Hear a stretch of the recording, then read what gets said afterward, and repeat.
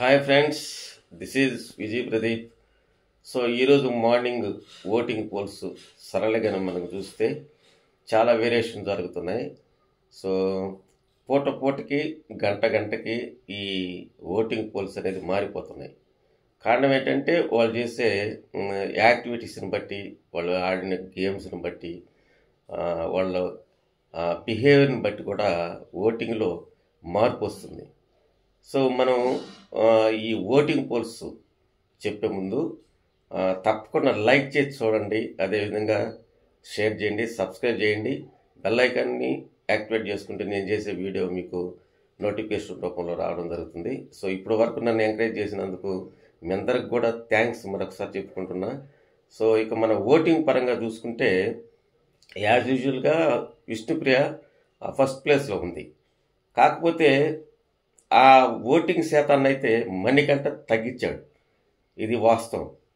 So మణికంఠకి రోజు కూడా voting పెరుగుతూ ఉంది. ఈరోజు లాస్ట్. సో అఫీషియల్ కూడా అతనికి బాగా పడుతుందనేది మనకు తెలుస్తున్న సమాచారం.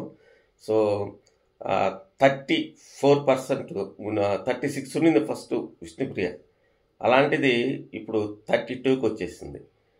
తర్వాత మణికంఠ జోరు మాత్రం మామూలుగా లేదు. సో ఆడియన్స్ బాగా కనెక్ట్ అయిపోయారు. అతను బ్యాక్గ్రౌండ్ కావచ్చు, లేదా అతను హౌస్లో కూడా ఇప్పుడు అతని behaviour అంతకుముందుకంటే better.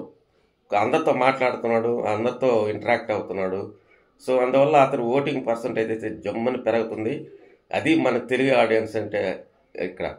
So Telugu audience ఎప్పుడు కూడా సింపతి అని కాదు, కానీ ఎవరైనా బాగా ఉంటే, బాగా ఆడుతుంటే వాళ్ళకి కనెక్ట్ అవుతారు. సో ప్లస్ ఇతనికి సింపతి కార్డు కూడా వర్కౌట్ అవుతుంది.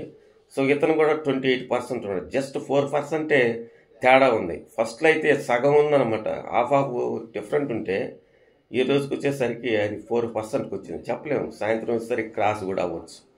తర్వాత పృథ్వీరాజ్ ఉన్నాడు, అతను కూడా 14 నుంచి 15% ఉన్నాడు.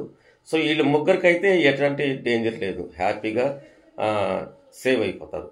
ఇక ఎలిమినేషన్కి మాత్రం 3 ముక్కల ఆట జరుగుతుంది. ఈ 3 ముక్కల ఆటలో ఎవరు బలి అవుతారు అనేది తెలియదు. సో తర్వాత సోనియా ఉంది 11% తోటి. సోనియా కూడా మాటలు విసిరేస్తుంది, ఆమె ఏది కూడా తీసుకోదు, ఆమె చెప్పిందే కరెక్ట్ అనుకుంటుంటుంది. అందువల్ల జనాలకు కూడా నచ్చడం లేదు అనుకుంటున్నాను నేను. అందువల్ల ఓటింగ్ పడడం లేదు. యాక్చువల్ అయితే నామినేషన్స్ అప్పుడు కానీ, మాట్లాడేటప్పుడు కానీ పాయింట్స్ చేస్తుంది, కానీ ఆమెలో ఉండేది ఏంటంటే నేను చెప్పిందే కరెక్టు, నేను చెప్పాను అయిపోయింది, మీరేనండి అన్నట్టుగా ఉంటుందన్నమాట. తర్వాత శేఖర్ భాష బయటికి ఇక్కడికి, అదేవిధంగా బేబీ అక్క బయట ఇక్కడికి చాలా తేడా ఉంది. సో వాళ్ళిద్దరూ నిజంగా చాలా హై ఎక్స్పెక్టేషన్తో వచ్చారు, కానీ ఇక్కడ ఆ పర్ఫార్మెన్స్ సరిగా లేదు. శేఖర్ భాష జోక్ వేస్తున్నాడు, కానీ అవి జనాలకి కనెక్ట్ కావడం లేదు. సో వీళ్ళిద్దరికి చూస్తే 8, 9 అలా ఉన్నారు. శేఖర్ భాష 9, అదేవిధంగా బేబక్ 8 ఉంది. సో వీళ్ళిద్దరిలో ఎవరైనా కూడా ఎలిమినేట్ అయిపోవచ్చు, లేదా బడ్డీస్గా వచ్చారు కాబట్టి బడ్డీలు ఇద్దరిని కానీ ఎలిమినేట్ చేసేస్తే ఇది మామూలు ట్విస్ట్ కాదు, షాకింగే. సో ఇది ఇప్పుడు దాకా ఉన్నటువంటి ఓటింగ్ రిజల్ట్స్ ఫ్రెండ్స్. సో మరొక వీడియోతో మీ ముందుకు వస్తాను. Thank you very much.